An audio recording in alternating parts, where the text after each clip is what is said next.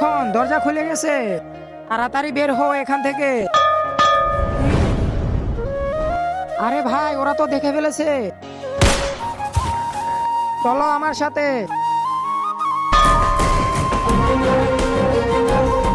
আরে ভাই, এখানে তো অনেকগুলো সোনা, চলো আমরা কিছু নিয়ে পালিয়ে যাই। আরে ভাই, এই দেখো প্রদীপ।